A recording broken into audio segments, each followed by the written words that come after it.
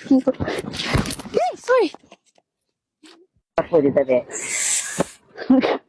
কোথায় লাগলো? লাগে নাই, লাগে নাই, হাঁটুতে লাগছে। না লাগে নাই। ধরবো আমাকে? ধরতে পারো। হ্যাঁ, এখানে সাবধানে পার হও। আমাদের বাড়ি যাইতে এত কষ্ট দেখছেন আপু? দেখলাম।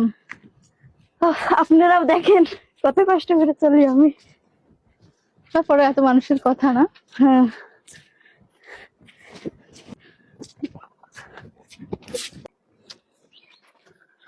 আল্লাহ, আপনারা যদি আমাকে নেওয়া করে তাহলে আমি আরো ভেঙে পড়বো। চলেন, চলো চলো চলো। ভেঙে পড়বা? আমরা তো কেন করি, আমরা তোমাকে ভালোবাসি।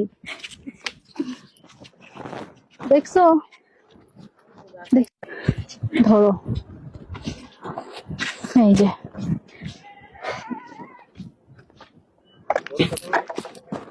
বাবা পাক, ওই পাশ দিয়ে। এই পাশ দিয়ে? হ্যাঁ। ও আচ্ছা, এই পাশটা তুমি যেতে পারবে না? না মানে কত রকমের সীমাবদ্ধতা, কত সমস্যা তোমার। অন্যতম আপু। সব সমস্যার জন্য তোমার জীবনেই না।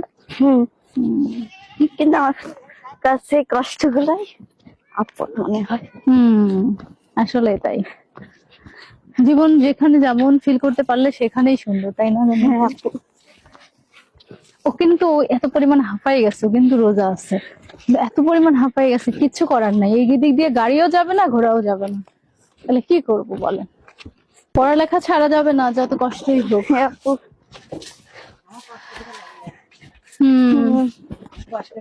মা কষ্ট করে মানুষ করতেছে, বাবা কষ্ট করে মানুষ করতেছে, তাদের দায়িত্ব তো তোমাকে নিতে হবে। আপু। হ্যাঁ, সেটাই।